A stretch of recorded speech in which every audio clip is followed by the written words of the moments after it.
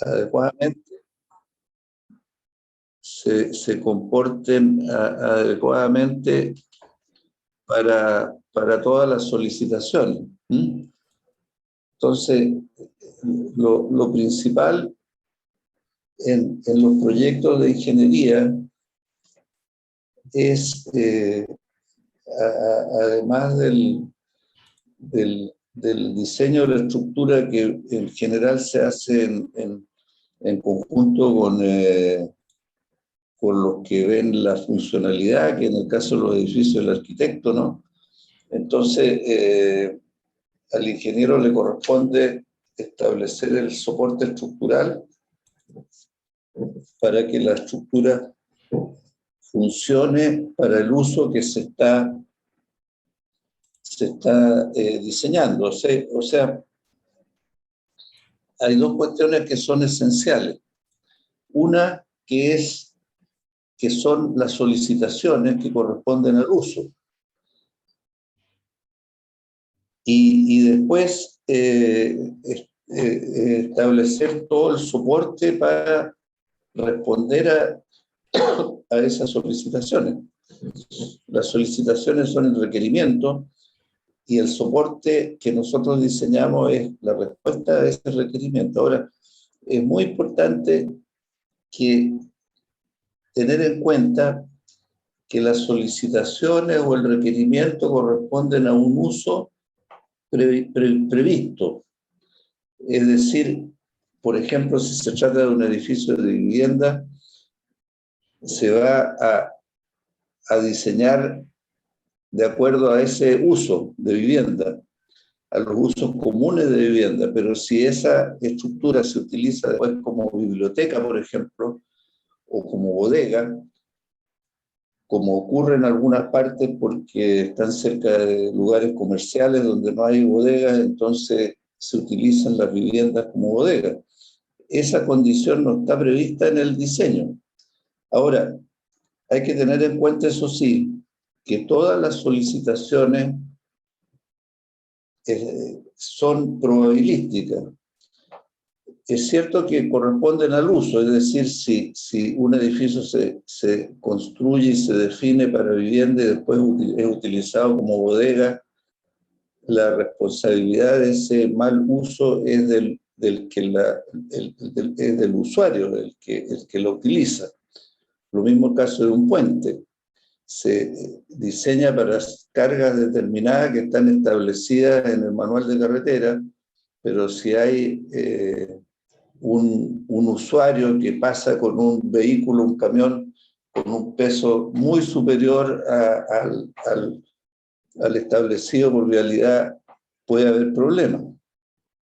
Entonces, el tema de la solicitación es esencial, ¿no es cierto? Y ahí es muy importante que el criterio del ingeniero esté presente, o sea, que el ingeniero tenga la claridad de visualizar cuáles son los usos posibles y qué otros usos podrían haber que se pueden dar por las condiciones del lugar. Es decir, siempre debe estar presente el criterio del ingeniero, aun cuando las normas definen solicitaciones, pero las normas siempre, las solicitaciones y las condiciones que definen son condiciones mínimas.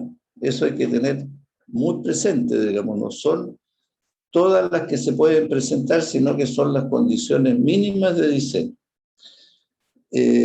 Ahora, entonces, como estamos hablando, nosotros tenemos que determinar solicitaciones para aplicarlas a un soporte. Y estamos diciendo de que estas solicitaciones son probabilísticas y además debemos aplicar el buen criterio de ver si se van a dar estas o es posible que sean superiores. Y también si hay solicitaciones especiales que debieran considerarse, como por ejemplo solicitaciones accidentales, que puede darse en algunos casos. las solicitaciones accidentales son aquellas que no están contempladas en la norma, como por ejemplo que un vehículo choque la estructura por la forma o la condición donde está. Por ejemplo, si está dentro de un recinto industrial donde circulan vehículos, podría eventualmente un vehículo chocar la estructura. Y eso debe considerarse o como solicitación o como una protección a la estructura, de manera de que si un vehículo pasa por el lugar, antes de chocar a la estructura, choque con alguna barrera establecida para eso. Entonces, siempre tenemos el tema de que el ingeniero debe aplicar el criterio para definir las solicitaciones. Ahora, en la parte sísmica, la situación es más compleja.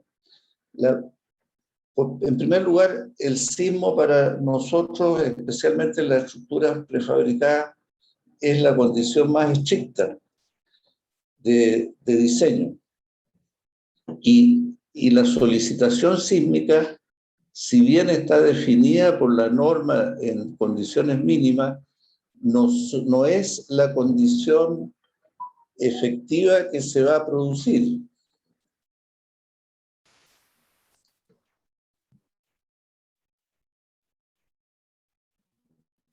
Porque nosotros no sabemos cómo va a sufrir la estructura en su vida útil. Puede ser muy superior o diferente al establecido en la norma. Y la norma establece un procedimiento de diseño. La norma no pretende, las normas sísmicas no pretenden reproducir lo que lo que va a ocurrir en un sismo. La norma Profe, es un procedimiento de cálculo. Eso hay que profe, una tenerlo. pregunta. ¿Sí? Em, con respecto a lo que comenta, uno no que para modelar los sismos, como que, por ejemplo, para extraer, por ejemplo, los esfuerzos de un dintel, por ejemplo, en una puerta, para el diseño del refuerzo que hay que colocar, no que uno toma como la envolvente para poder hacer esas cosas.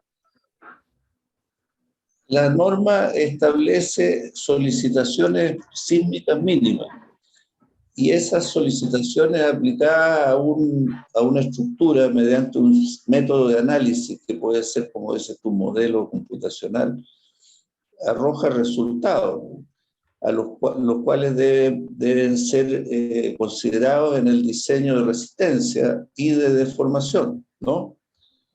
Eso es efectivo, pero la norma no exime al ingeniero de la responsabilidad de que si el sismo es mayor al que está en la norma. Entonces, eso a ustedes puede producirle un problema, un choque cultural, ¿no es cierto? Porque hasta aquí siempre ustedes piensan que las matemáticas son precisas, que si consideran lo que dice la norma y la aplican a un modelo, el esfuerzo que va a resultar efectivamente es el esfuerzo que va a ocurrir en un sismo, y eso no es cierto. No es así. ¿Por qué no es así? Porque el sismo puede ser diferente al que está pensado en la norma, puede ser mayor. Y también el modelo que ustedes usan en el análisis es un modelo que intenta reproducir la física de la estructura, pero que en general los modelos que usamos hoy día no reproducen la física de la estructura, especialmente cuando son estructuras de hormigón armado. Entonces tenemos una norma que es incierta y tenemos un modelo de análisis que es referencial, no es preciso. Entonces, César, ¿qué piensas tú de lo que estamos hablando? No, que tiene todo el sentido del mundo porque nosotros no podemos determinar exactamente cuándo es un sismo. Quizá podemos entregar una aproximación, pero no. Bueno, esa aproximación es como que igual depende mucho de cómo uno ingrese el sismo a la estructura. Y si tú eres responsable del buen funcionamiento de la estructura, ¿qué haces ¿qué hacen para determinar las secciones, las armaduras? ¿Qué hacen para tener una estructura que tú razonablemente estimes de que es un diseño que protege al uso? ¿Cómo lo Mm, haces? primero haría el análisis estructural, em, y luego como que buscaría modelar esto en algún programa, no sé, en SAP o en ETAPS, que son como las cosas que nos enseñan a usar Sí, medianamente bien en la escuela. pero, pero yo te digo, el programa del ETAPS o del SAP no, no, no refleja lo que ocurre en un sismo severo.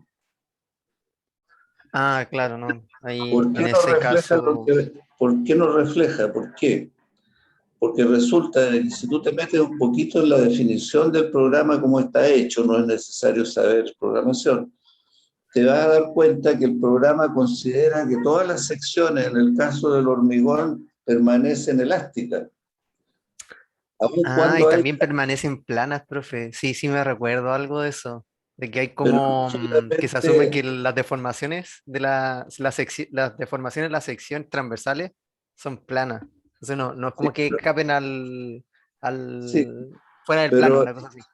pero ese es un problema quizás de secundario, César. El problema principal es que la sección, por ejemplo, si tú tienes un muro, una columna, un muro, digamos, que se somete a sismo, mientras el sismo es débil, el muro se va a comportar elástico. Todo el muro, si tiene 5 metros de largo, va a actuar como una sección de, por ejemplo, de 20 por centímetros de espesor por 5 de metros de largo, va a actuar como una sección, como si fuera de acero, por decirlo así, una especie de acero menos resistente.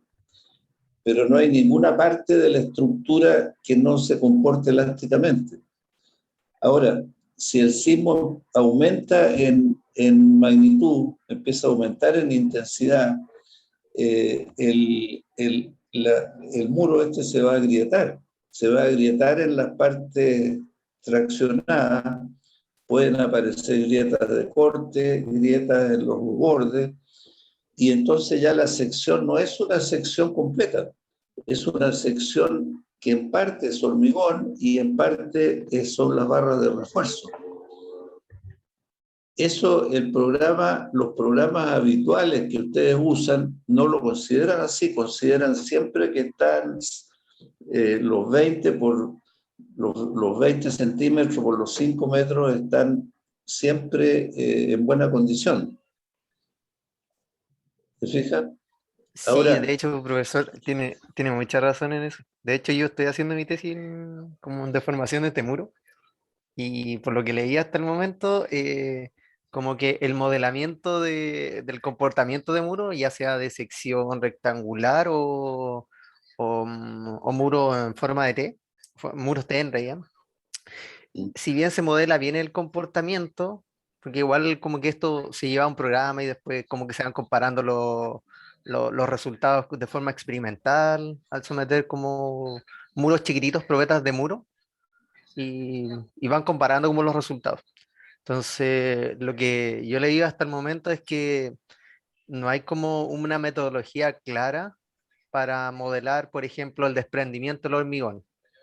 Y como hay desprendimiento del hormigón, como que hay el muro pierde resistencia a compresión, y como que comienzan a bandear las barras, entonces esas cosas todavía no son como muy cuantificables o modelables. Solamente se ¿cómo, remite como a ahora, cargas. no sé si alguno de los alumnos, de otro alumno puede opinar. ¿Y cómo se diseña entonces si tenemos resultados que son inciertos? Profe, es que ¿Sí? yo tengo entendido que con esos programas estructurales el principal objetivo es como tener las reacciones y después viene un análisis más del comportamiento real de la estructura. O sea, como el acero, cómo se va a comportar, cómo se va a comportar el hormigón a partir de las reacciones que va a sufrir una viga, que va a sufrir un muro, que va a sufrir un pilar. Como que Pero el ¿a qué le análisis llaman reacciones?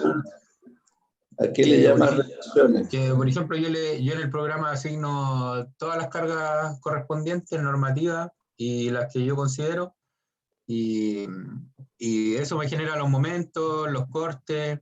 Sí, Eso, esos y a partir de momentos, eso, claro, eso que tú llamas los momentos,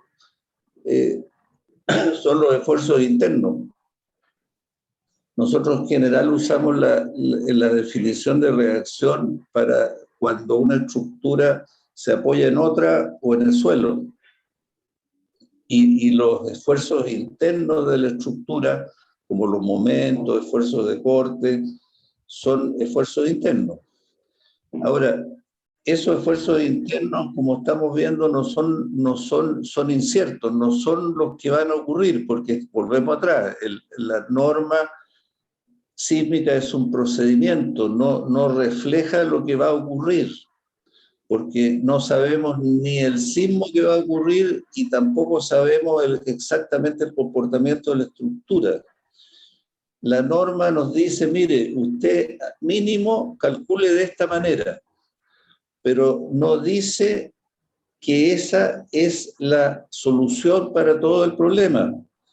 Incluso, si un ingeniero diseña de acuerdo a la norma, lo que ocurrió en el terremoto del 2010 en Concepción, un edificio se cae, hay gente muerta, digamos. Entonces, el ingeniero se defendió, diciendo yo respeté las normas. Pero la justicia determinó que no era suficiente, porque la norma en ese lugar, en esa aplicación, podía estar mal entendida. Y el ingeniero debió aplicar todos sus conocimientos y la experiencia y los estudios que había hasta la fecha para considerarlos en el diseño. O sea, lo hizo responsable aun cuando había cumplido con la norma. ¿Qué opinas tú de eso?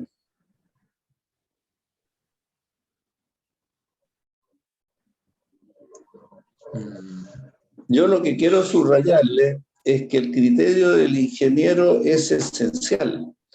El cálculo, el método de cálculo, partiendo por la norma y continuando por los modelos de análisis, no son exactos. Entonces, el ingeniero debe considerar de alguna manera, con su criterio, su experiencia, en el diseño, condiciones que hagan a la estructura que funcione razonablemente segura.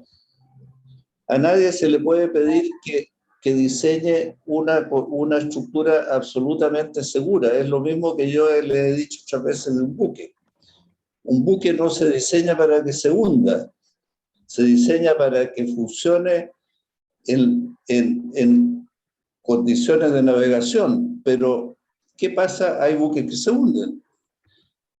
Y se hunden por distintas condiciones, ¿no? Accidentes, chocan con otros, condiciones excepcionalmente difíciles, por ejemplo, un temporal de una condición o un huracán de una condición nunca vista.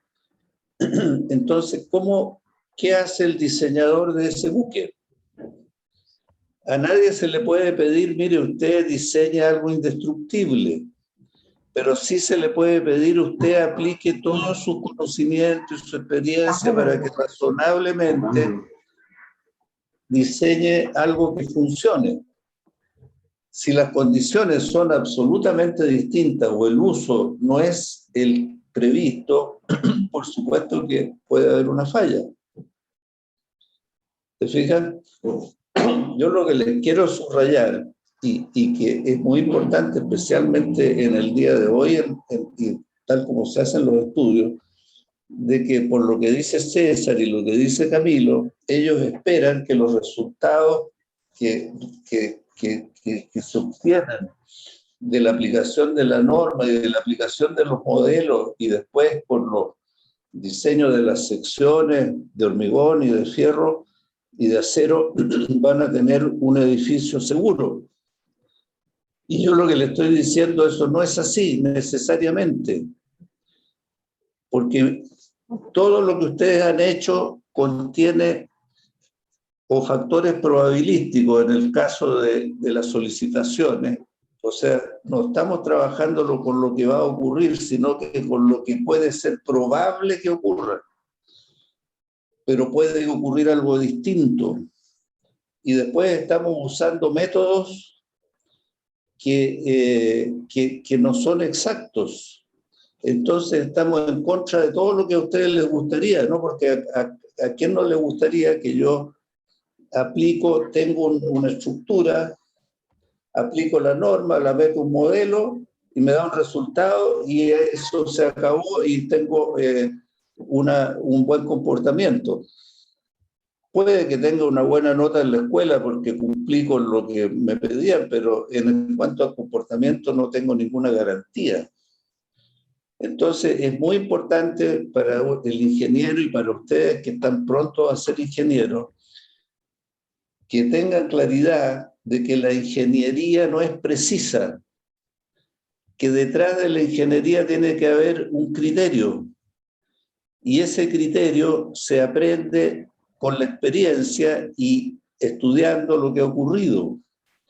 Yo les voy a mostrar ahora, un poquito más, minutos más, ejemplos, para que vean ustedes qué es lo que ocurre. Por eso que yo les he insistido, aparte de los cálculos que se hagan, tenemos que considerar 3 factores que son esenciales: la integridad de la estructura, la integridad estructural, la ductilidad en el funcionamiento, es decir, que si se superan los esfuerzos de cálculo, no tengamos un comportamiento frágil, y además, en lo posible, tengamos redundancia estructural, o sea, si falla un elemento no significa el colapso de la estructura, sino que otros vayan a ayudarlo. Esto es lo mismo que en un equipo de fútbol. Imagínense ustedes que son entrenadores de la U y están jugando con el Colo-Colo, que perdimos, ¿no? Ustedes tienen que darle las instrucciones a los jugadores.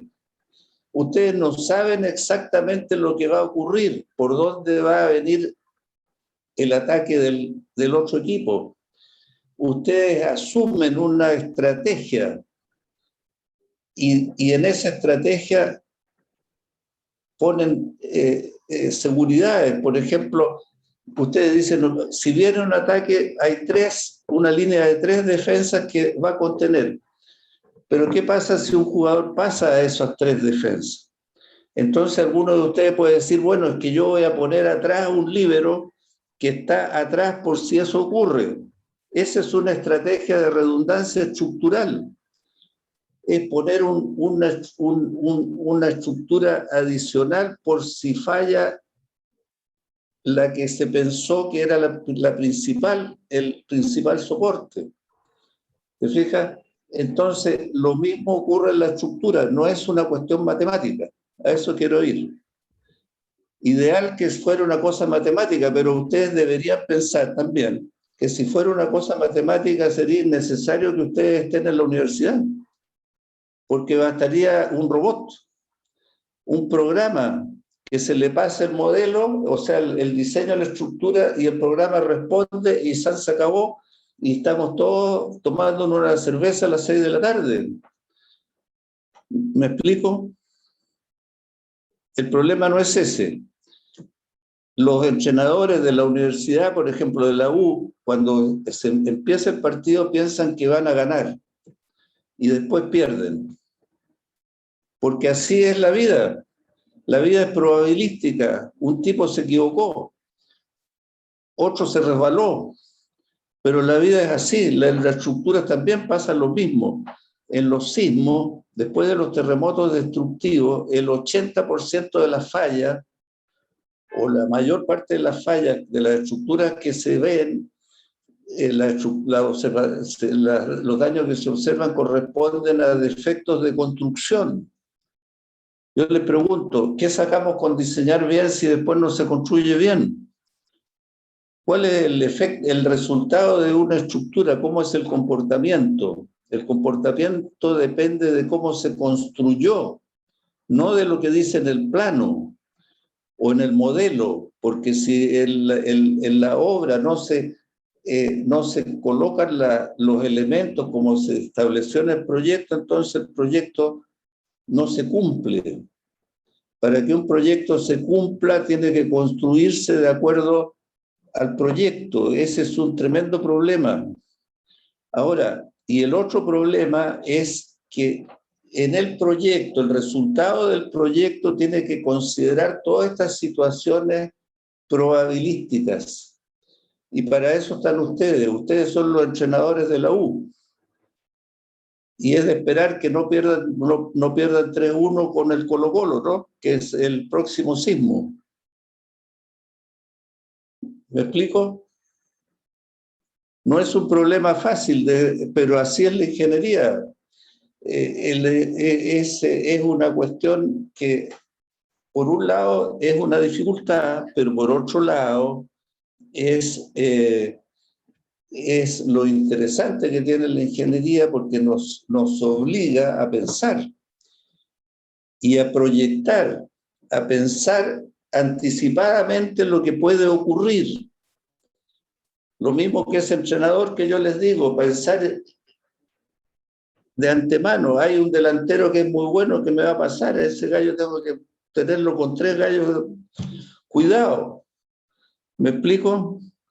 Entonces, aquí pasa lo mismo. Si yo uso cierto tipo de conexiones que son de dudosa comportamiento, tengo que tomar precauciones especiales.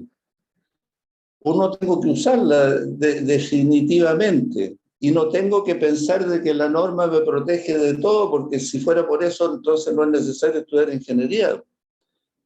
Bastaría con aplicar la norma. Bueno, no quiero asustarlo yo pero lo que quiero mostrarle es que esa es la parte interesante de la ingeniería que nos hace personas pensantes y que aplicamos el buen criterio, como yo espero que lo van a hacer todos ustedes, ¿te fijas? Y no estar pensando en la comodidad de que la norma y el SAP, que el famoso SAP, es hasta por ahí, y bueno, digamos, son para el hormigón armado esos programas, no quiero decir que son malos, pero si les pusiéramos nota tendrían un 4. Entonces, si ustedes están confiando de un programa que tiene un 4, casi un 3, que tienen que corregirlo con la experiencia, porque ese programa está considerando factores, situaciones o un modelo de funcionamiento que no es real. ¿Por qué lo está considerando así? Porque es más fácil y es más barato. Es un problema de precio.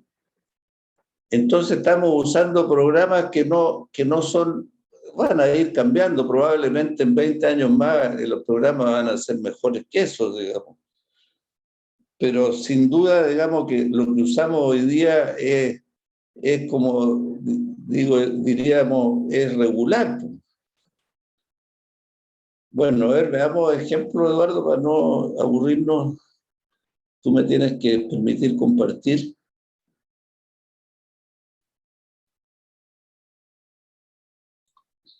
Quiero ver si algún alumno tiene alguna opinión o entendió más o menos para dónde está apuntando los comentarios de don David. Sí, igual tengo una duda, ¿Sí? quizá, ¿Ya?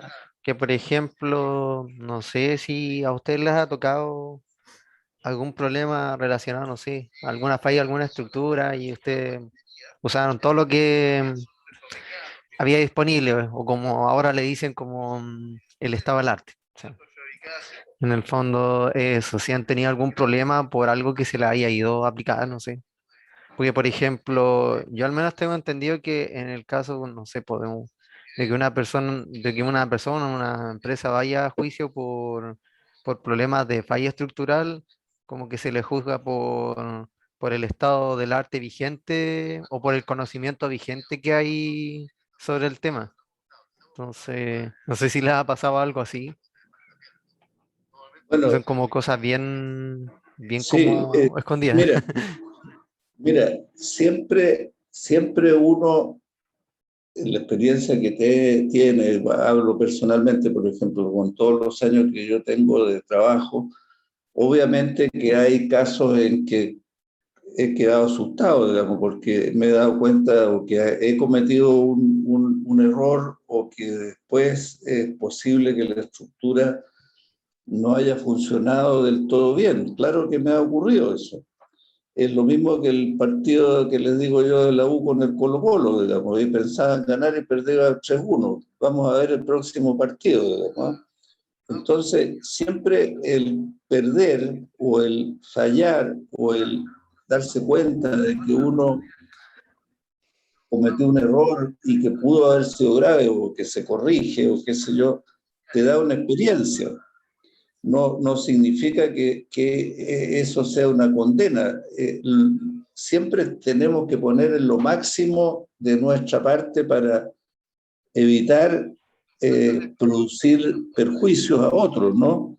Al usuario o a terceros, ¿no es cierto?, por una estructura que tiene un mal comportamiento, pero hay malos comportamientos que no son tan evidentes como el colapso de una estructura, porque el colapso afortunadamente no es común, ¿no? Incluso en un terremoto, pero se producen colapsos. Ustedes deben haber visto, hay colapsos de puentes, últimamente han habido varios puentes colapsados por distintas circunstancias, en general o porque se desgastaron o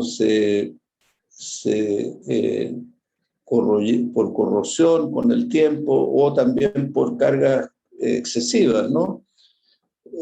Pero evidentemente que nosotros tenemos que tratar de evitar eso. Ahora, hay otras fallas que sí son más comunes. Por ejemplo, nosotros desgraciadamente estamos muy acostumbrados a los cálculos por resistencia y no es común que se controlen suficientemente las deformaciones que corresponden al comportamiento. En general, hoy en día las normas están tendiendo a controlar mejor el comportamiento que la resistencia, o sea, dar por subentendido que la resistencia se va a cumplir. Pero además debemos cumplir con normas de comportamiento. Por ejemplo, es común ver en edificios losas con deformaciones evidentes. O cuando ustedes van a un mall, por ejemplo, que son losas de más o menos 8 por 8 metros, si uno salta o alguien pasa saltando, advierten las deformaciones de la vibración de la estructura.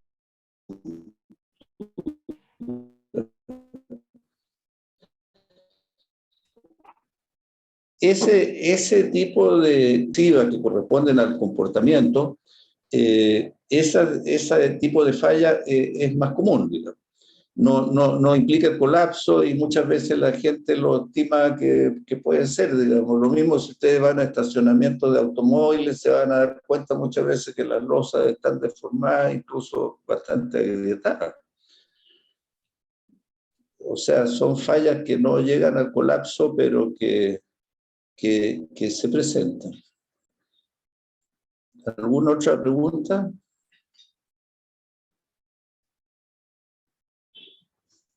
Mira, es como todo en la vida. Uno siempre piensa que las cosas van a resultar bien, pero tiene que tomar las precauciones mayores posibles para que las cosas funcionen. Es lo mismo que si ustedes quieren pasar de curso, ¿no es cierto? Tienen que estudiar, digamos, y tienen que esforzarse y tratar de entender. Por supuesto de que si no ponen nada de su parte, no les va a ir bien, o la probabilidad que no les vaya bien es muy alta, ¿no? Lo mismo ocurre en los proyectos, digamos. Es muy importante de que pongan el máximo esfuerzo posible y que usen ¿cómo se llama? El estado del arte, como dice César, que efectivamente, claro, tenemos que visualizar cuál es, o conocer cuál es el estado del arte, pero además tenemos que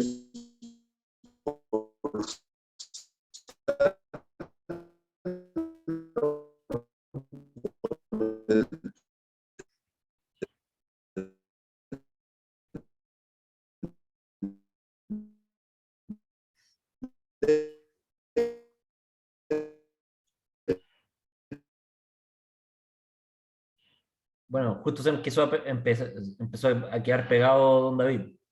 Pero César, ¿te respondió la es lo pregunta eso? principal, entender. Primera cuestión necesaria para proyectar. No sé. Oye, mostremos algo de ejemplo que yo pensaba mostrarles. Sí, puede compartir don David. Ya. Ahí, y ahora siempre me pasa lo mismo, que no sé a dónde tengo que apretar para compartir. En el centro abajo. Compartir ahí. Va. Sí, ahí está compartiendo. Aquí estoy compartiendo. Tengo que... Ahí. Espérate.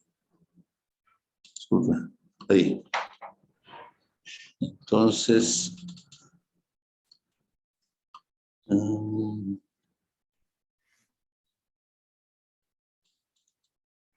ahora, esto del comportamiento sísmico, bueno, siempre después de cada terremoto tenemos las experiencias, digamos.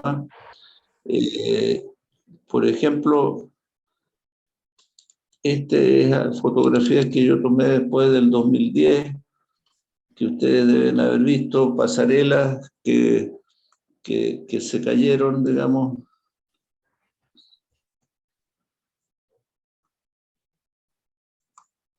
Ahora, ¿por qué se caen? Porque la deformación en la columna, sobre la columna, es mayor a la pensada, entonces los elementos que están encima se caen. Sean estructuras, aquí son vigas de acero, ¿se fijan ustedes?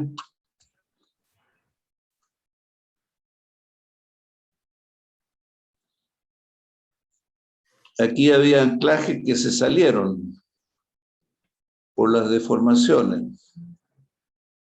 A ver, vamos a pasar a otra.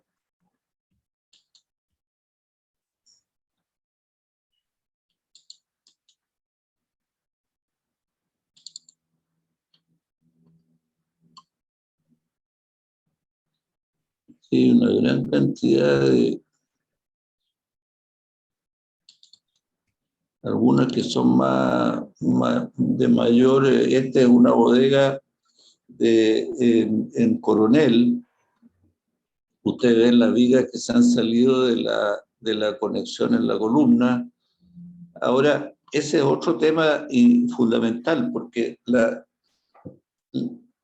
el movimiento de una estructura en un sismo depende fundamentalmente del lugar de emplazamiento.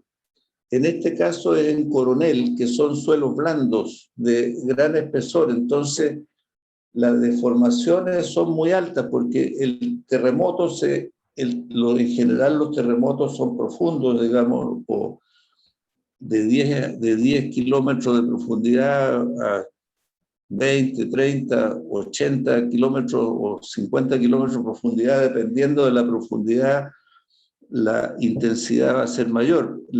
En general, a esa profundidad es roca base, pero esa roca base transmite la vibración a la superficie, que son muchas veces rellenos o rellenos blandos, como en este caso, que vibran, que tienen una vibración más lenta que la vibración de la roca base que trae la vibración del origen del terremoto. Entonces hacen que las deformaciones sean mucho más grande en la superficie que si es una superficie dura.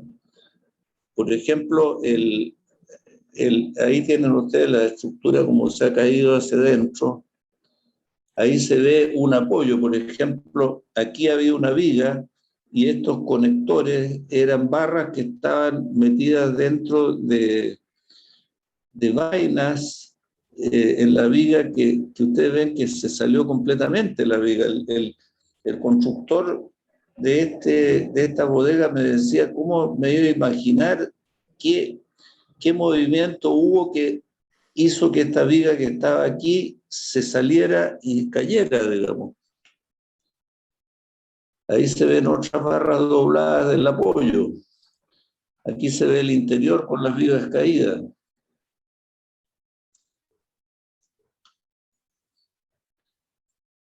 En general, las fallas que hemos observado es en suelos blandos, como digo.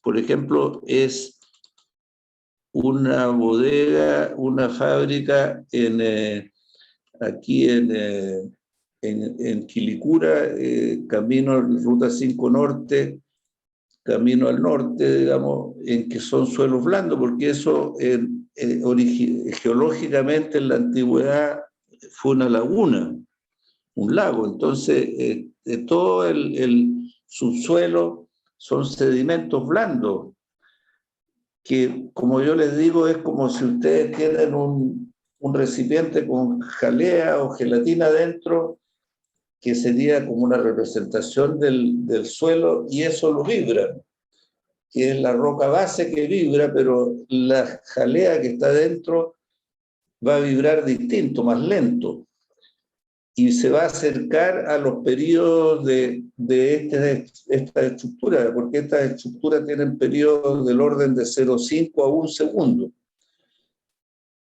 Tema importante: mientras el terremoto o el sismo es leve, el periodo puede ser 0,6 segundos de acuerdo al cálculo. Pero en la medida que el sismo se pone severo y las columnas empiezan a agrietarse, la rigidez de la estructura puede disminuir a la mitad.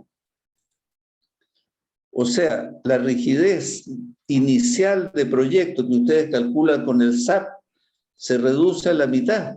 ¿Por qué? Porque la columna se agrieta. Y al agrietarse la columna, el periodo sube en la raíz de 2, en 1,4, o digamos en simple 1,5, ¿no es cierto? La raíz de 2, 1,4,1, digamos, pero estamos hablando siempre de factores probabilísticos que da lo mismo 1,4 o 1,5, digamos, no estamos aquí, como decía un ingeniero una vez, esto no es un reloj suizo, ¿no es cierto? Entonces, la rigidez disminuye la mitad, el periodo aumenta al doble, de 0,6, o sea, en 1,5, de 0,6 pasa a 1 segundo. Y el suelo, este suelo de sedimentos blandos, tiene un periodo propio, como una jalea, del orden de eso, de 0,6 a 1 segundo. Es decir, casi entra en resonancia. No hay resonancia en los terremotos porque resulta que el tren de onda es muy variado, pero nos acercamos en alguna forma a los periodos del suelo y tenemos enormes deformaciones y ocurren estas cosas. Aquí se cayeron todos los paneles de fachada. ¿Por qué se cayeron? Porque resulta de que después podemos ver, en otra clase les puedo mostrar cómo estaban diseñados los soportes, y esos soportes no consideraron las deformaciones. La deformación en este caso de esta estructura es de cálculo, es del orden de 10 centímetros aquí, dentro de la norma, pero en la práctica es de 25 centímetros y hasta 30 centímetros. ¿Por qué? Porque resulta de que como el suelo, estamos hablando, tiene un periodo que se acerca al de la estructura, las deformaciones son 2 y 3 veces mayores. Y el ingeniero que calculó esto lo hizo de acuerdo a la norma. Y la norma después del terremoto se vio que no estaban bien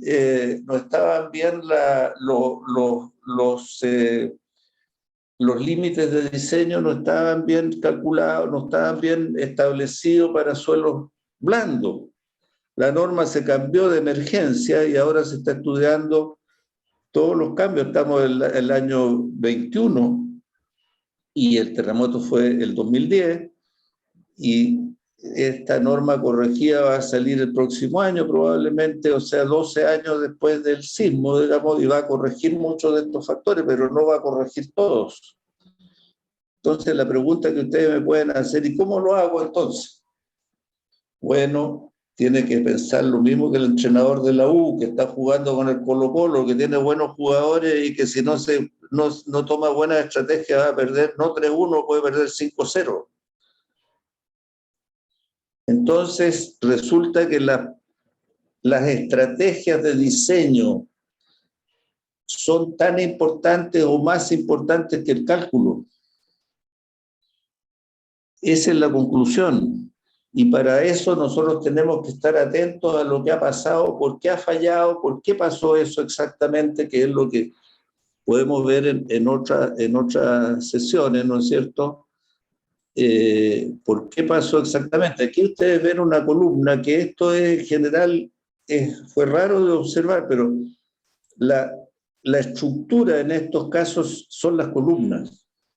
Y aquí ustedes ven una cierta falla de la columna, que son muy pocas las fallas que yo vi de columnas. La mayor cantidad de fallas por deformaciones excesivas.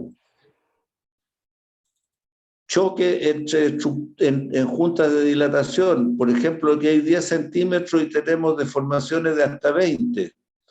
Entonces, muchas veces se producen choques. Bueno, eso se corrigió en una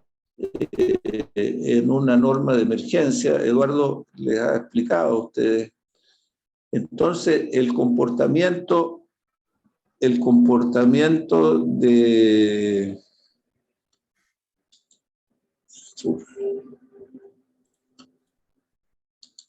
El comportamiento es...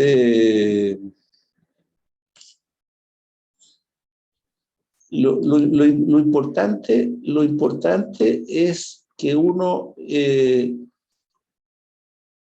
como yo cuando empecé a trabajar a la edad de usted, estaba en sexto año en ese tiempo en la escuela y trabajaba a mediodía. No sé cómo salí de la escuela con esas condiciones, pero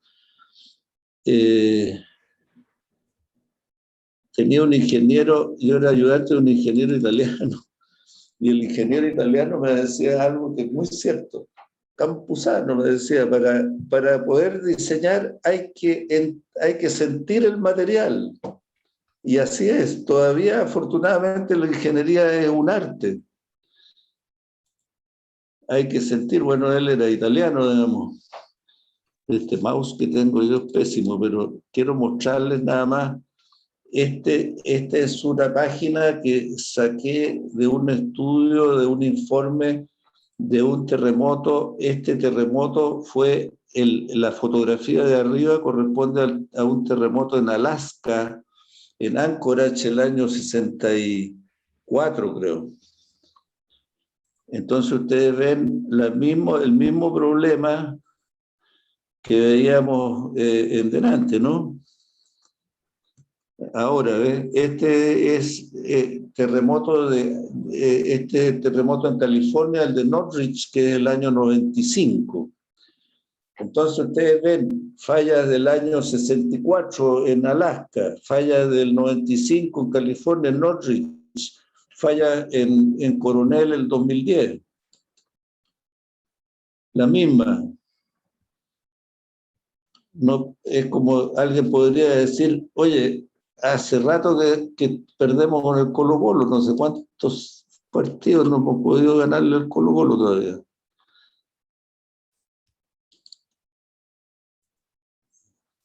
Aquí les voy a mostrar, no vamos a alcanzar a ver mucho más, pero todavía tenemos unos minutos.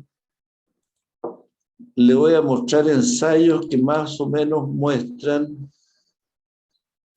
Esto corresponde al terremoto de Kobe en una mesa vibradora muy grande en Japón, digamos, en que ahí se está aplicando el sismo.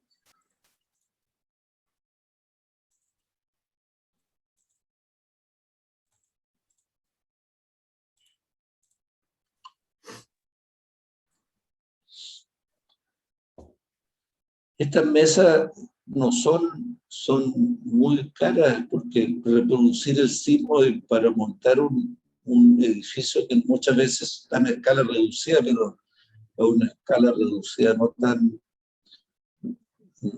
tan alta, digamos, o sea, tan reducida a la mitad o a la cuarta parte. Nosotros aquí en la facultad tenemos una mesa de 1 metro por 1 metro, ¿no? Estas mesas deben tener como 10. Bueno, esto es interesante porque aquí se ve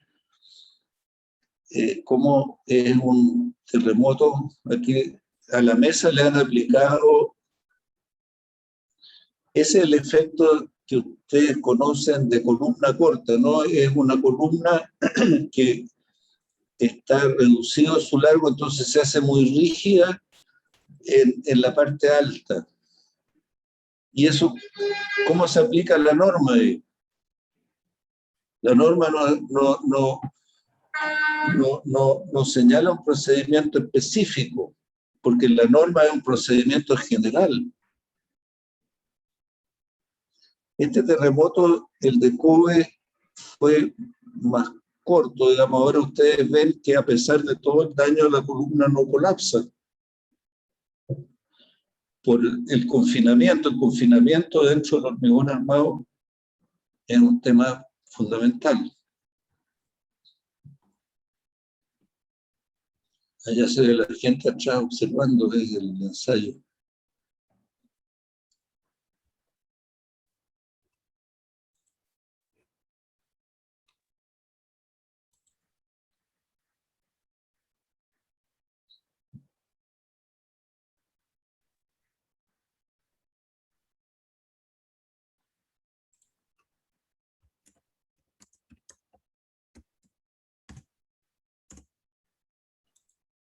Ahí abajo está mostrando el tiempo, 18 segundos, 19 segundos.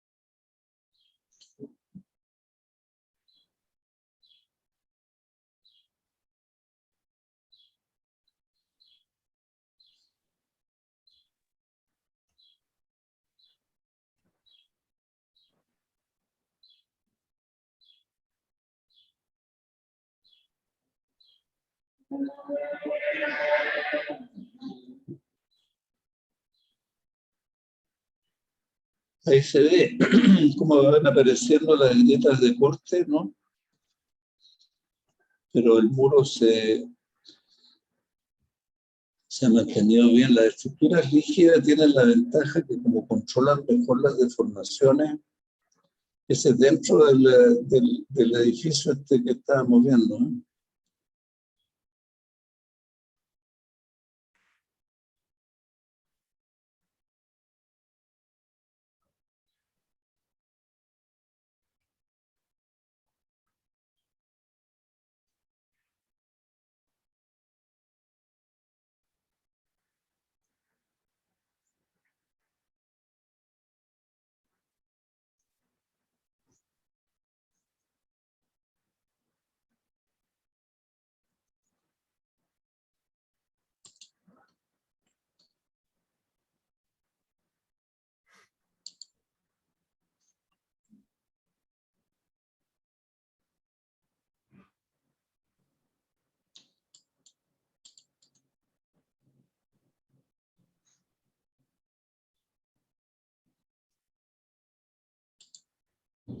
Este es un informe hicimos en el 2015, creo. Lo voy a pasar muy rápido, pero que habla en general de las conexiones y que las conexiones hormigonadas en general se comportaron bien, excepto cuando hay defectos de anclaje, digamos, como en este caso que está aquí, en que fallaron los anclajes, que eran barras gruesas que no tenían el largo suficiente de desarrollo dentro, entonces la viga se cayó, pero por un problema de armado. Y eso ocurrió porque el ingeniero que hizo los cálculos no hizo los planos de detalle, sino que los hizo después el fabricante. Y el fabricante, ahí se ve cómo se han desprendido. Si fijan ustedes, la barra superior, en este caso se cayó, en ese caso quedó desprendido, porque esta barra que debió haber entrado lo suficiente para anclarse bien en el nudo, no, era cortita, no sé por qué se dejó como de recta y como de 50 centímetros. El detalle estaba mal hecho en el plano, digamos, estaba bien hecho en el cálculo, pero no estaba hecho en el plano, cosa que es un gran problema.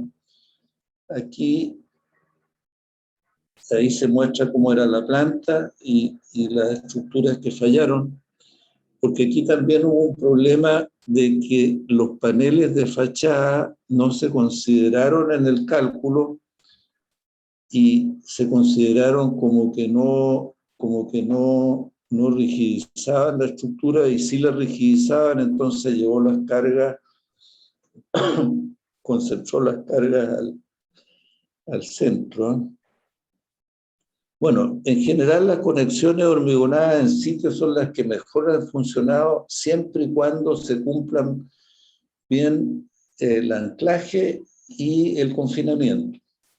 Ahora, las conexiones que son discontinuas, de simple apoyo, como dice ahí, o articuladas, son estas que son las que funcionaron mal si no se consideran bien, no se consideran las deformaciones. Ahora las deformaciones, como estamos hablando, son mucho mayores, 2 y 3 veces mayores en los suelos blandos que en los suelos duros.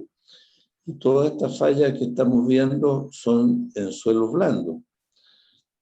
Fallas por el movimiento que le llaman estas fallas por cinemática, porque al deformarse la estructura, la viga se apoya y se fijan en esos puntos y hacen un efecto de palanca, o sacacorcho, como le dicen algunos, entonces arrancan las estructuras.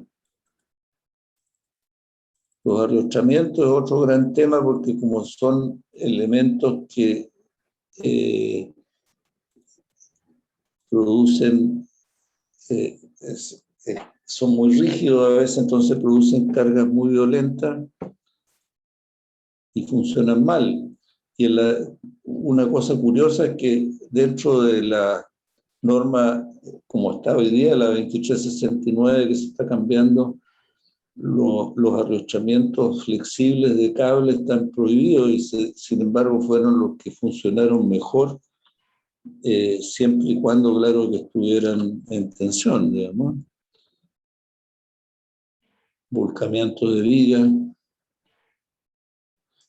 Todo esto aquí en Chile para el terremoto del 2010, choques de estructura, caída de paneles.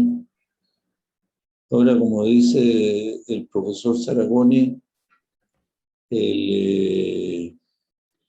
estas son fallas de paneles sostenidos por elementos de conexión que vienen de Europa, hechos o pensados para deformaciones o sismos mucho menores, digamos. Bueno, Eduardo ahí les va a explicar con más detalle después lo que pasa con los cálculos.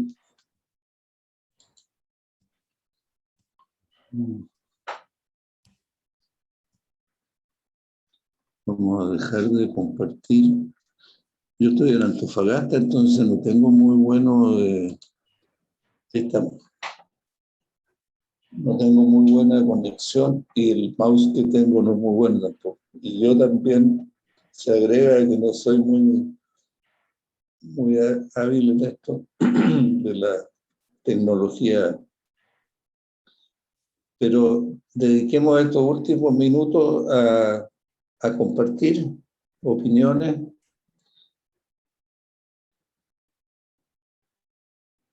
Espero no haberlo dejado asustado. Una película de terror, es como viendo una película de terror, ¿no? No, profe, por el contrario. De hecho, como que dice varias cosas ciertas. En el fondo, a nosotros no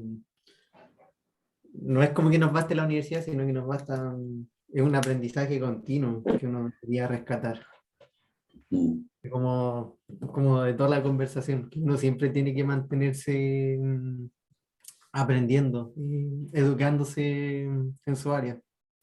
Mm.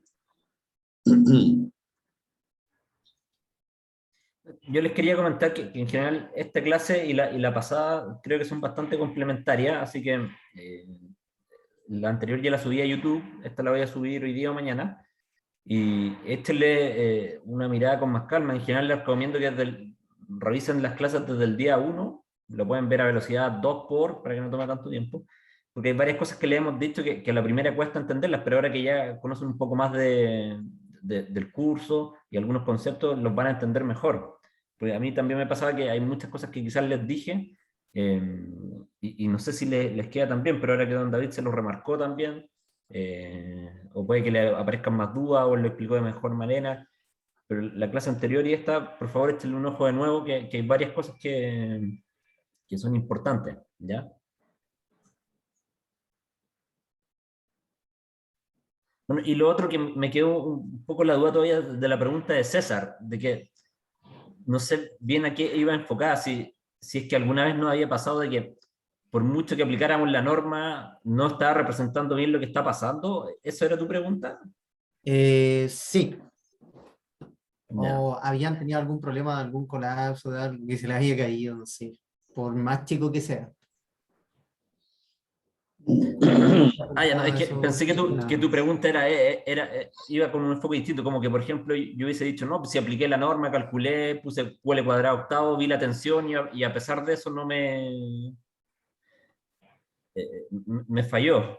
En general, bueno, don David ya le explicó, pero también ocurre que uno no trabaja solo, trabaja con equipo y hay instancias de revisión.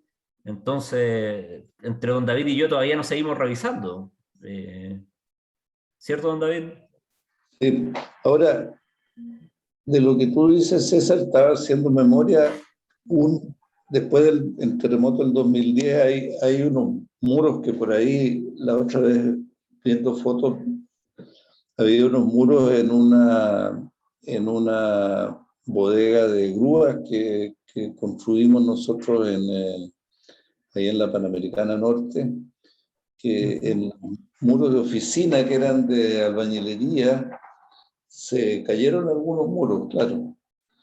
Y esos muros se cayeron porque tenían pilares, con estos pilares electrosoldados del tipo ACMA o qué sé yo, hay otra industria, y ahí sí que Las famosas aprendimos. Mayagma.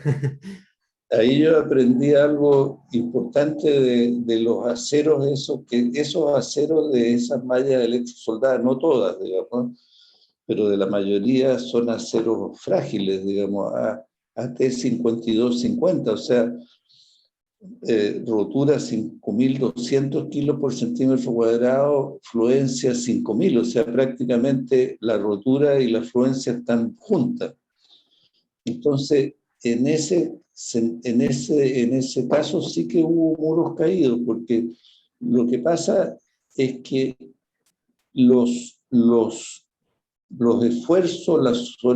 esfuerzos internos reales en un sismo son mayores que los de cálculo y mayores de lo que dice la norma. Entonces, por la pregunta que ustedes podrían hacerse, ¿por qué entonces calculamos con esfuerzos menores? Porque se está tomando en cuenta el comportamiento de los materiales, se está tomando en cuenta el hecho de que el sismo no es una fuerza continua, sino que es una vibración que va cambiando de sentido, y en los sismos chilenos muy rápidamente, entre un décimo y un 20º segundo, cambia de dirección.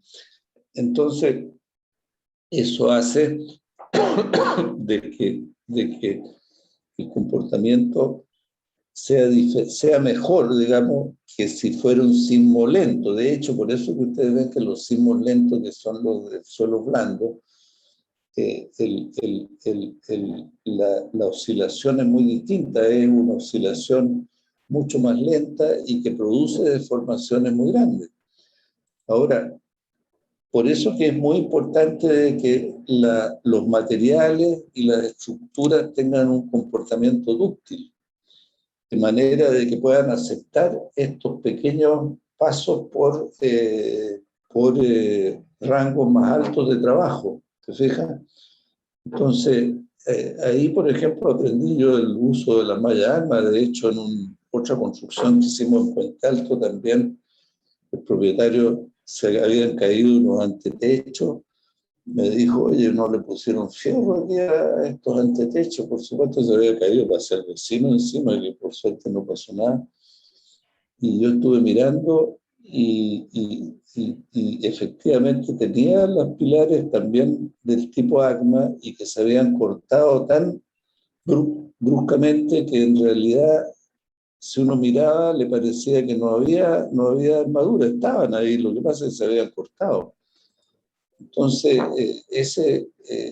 eso sí que, bueno, ahí aprendí después con ensayos también de que hay que tener un cuidado único con si estas mallas son estructurales, digamos.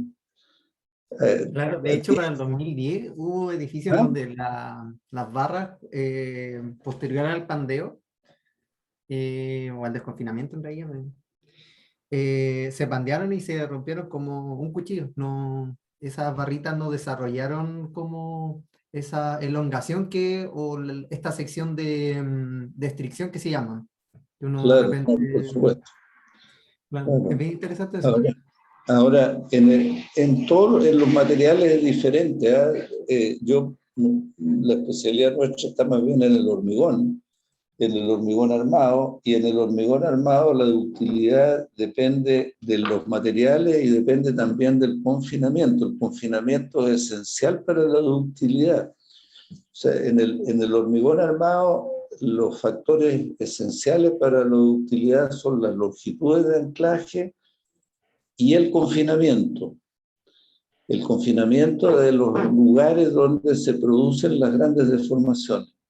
Y ese confinamiento es como que tú empaquetas la estructura con estribos, digamos, que no pueden abrirse. Hay que tener ese cuidado, que en los extremos los estribos estén bien cerrados y bien anclados. Entonces, existen esos detalles. Ahora, en el acero, yo no soy experto en acero, pero en el acero el gran problema, así como el hormigón armado, es esta falla de anclaje y confinamiento. En el acero el gran problema son las fallas de pandeo, porque como se usan secciones delgadas, las fallas del acero habitualmente son pandeos, o sea, no se llega a la rotura o a la fluencia por tracción, que sería el ideal, que es una fluencia más controlada y de mayor elongación,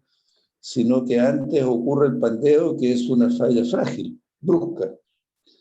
Entonces, así como en el hormigón, el problema de la ductilidad está concentrado en los anclajes y el confinamiento, en el acero el problema está concentrado en el control del pandeo. Es otra situación. Yo no soy especialista en acero, pero en las veces que he visto fallas de acero han sido por pandeo, digamos. Ahora, esas son las cosas que uno tiene que estar mirando y estudiando, y yo creo que es lo bonito que tiene la ingeniería, digamos, que hay que entender el proceso físico, o sea, no podemos descansar en los cálculos, sino que tenemos que entender la física, el problema físico. Y para eso ver los ensayos y ver los informes que hay después de los terremotos, digamos, que enseñan muchísimo, digamos, que eso. Después del 2010 se hizo un libro en la facultad que ustedes pueden revisar respecto del funcionamiento de la estructura, un libro bastante bien hecho, digamos. Que hay un capítulo de prefabricado que me correspondió a mí desarrollar. Bueno, jóvenes, no sé, Eduardo, si tienes algo más tú. No. Le había dejado un par de tareas que revisen la información que les fui subiendo, que era el espectro de diseño y el diseño de secciones. Tengo que abrir la sección, entonces como le dije, la de la semana pasada, que era el espectro de diseño, como no le había subido la tarea, los voy a ampliar para que la terminen mañana al final del día, y la otra es para el lunes siguiente, que era el lunes 11. Eso, nos vemos el martes, alumnos, que estén bien, yo creo. Ya, gracias. Chao, Eduardo. Chao, Gracias. David. Chao. Eduardo, Sí, dime. Sí, tengo una duda administrativa acerca de cómo se ve el registro de asistencia. Ya, lo que pasa es que voy a subirla porque yo la tengo actualizada.